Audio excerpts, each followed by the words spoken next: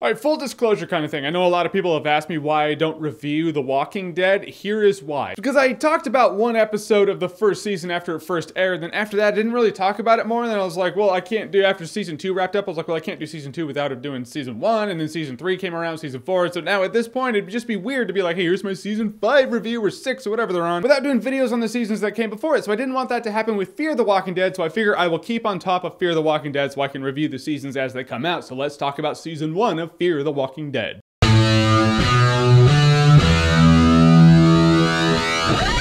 Fear the Walking Dead! Fear it! So Fear the Walking Dead is a series on AMC. It's ultimately a prequel to The Walking Dead. It shows civilization as it's still intact, and then slowly shows the zombies or walkers start coming around, and then civilization starts falling. It ultimately fills in the gap of when Rick Grimes was in his coma without actually concentrating on Rick Grimes' family. It's a completely new family, which is interesting. I wanted to see that because in The Walking Dead, it was like Rick gets shot, he wakes up from a coma, and just zombies everywhere. Neck deep in the zombie apocalypse. But before that was probably very fascinating on the slow reveal of how this started happening. People start getting sick. People are like, oh, do they have the flu? That sucks. Walkers are like, coming after people, and people are like, Billy, it's okay. We're gonna get you help, man. Billy, I'll be the fucking asshole. And that's ultimately what Fear the Walking Dead shows, and that's what I liked about it. The problem with it is that we are burdened with knowledge. We know very intimately the world that these people are heading into, but they don't know that. So when they start doing stupid shit like, hey, it's okay, we're gonna get you help, and this walker's like getting towards them, you're like, dude, run, it's gonna bite you and you're gonna die. You're gonna turn into one of them too. But they don't know that, so it's natural that they would do that because people in the world would probably do that, but to us, they look like idiots. It's kind of like imagine going back in time to the year 1397 and people are like, the world is flat, we all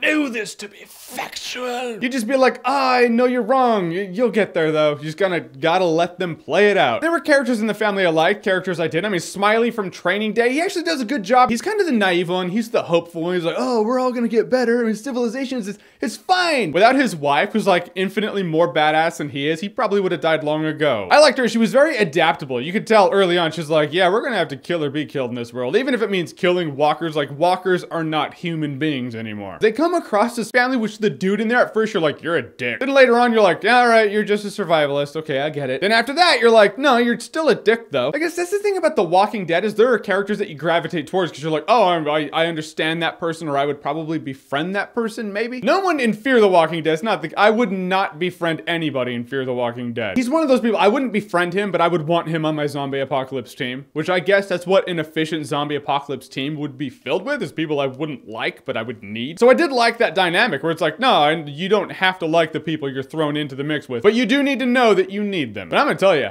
this dude was that close to burning this entire show to the ground. I hated his guts. I just didn't like him as a character. He was whiny. He was bratty. He's a heroin addict, so he has junkie mentality. He's always like, I'm gonna kick the habit, but he never really does. And it would have been interesting to explore something like that in a show like this if it was done with just a better character. There was this one lady who was severely injured and she needed medicine. She needed, I think it was methadone. And the mom's like, no, she needs it more. And this bratty shithead's like, I need my medicine. Oh, fuck you. In fact, I'm gonna let you know a little secret, dude. Kissing walkers is what makes them better. Go try it right over there. If you kiss her on the lips, she will get better. Trust me. Just do it. I would tell him that. If I was there, I'd be like, it's fact. And he always had weird rubber suit Batman neck. He never turned his neck. He always get this weird look like,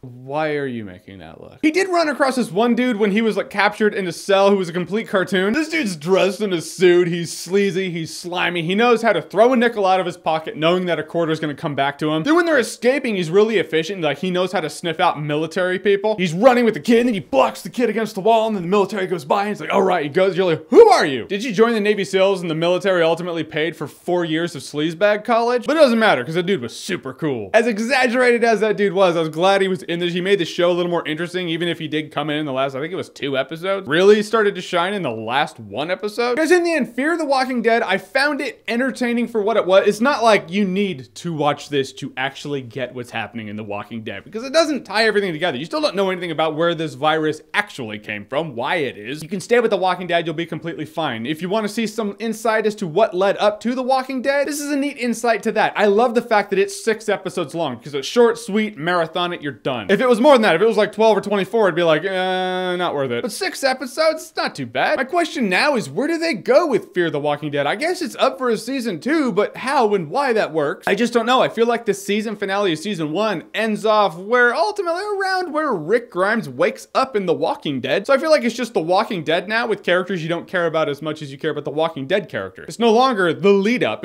I feel like we're there. The only thing they can really do is, let's say we're still a little farther off from The Walking Dead than I think. Then instead of being like The Walking Dead where they come across civilizations and towns where people are ultimately dickbags, Fear the Walking Dead's ultimately going to be about people who come across towns and civilizations full of military people who are dickbags. I don't know, we'll see what happens. In conclusion, is Fear the Walking Dead necessary? No. Is it entertaining? Yeah. For 6 hours? Sure. I enjoyed it because I like seeing civilization fall to the zombie apocalypse, I guess, so it does fill in that gap for me. Alright guys, so Fear the Walking Dead, have you seen it? What did you think about it? Whatever you think, comment below, let me know. And as always, if you like what you've seen here and you want to see more, click right here to see more.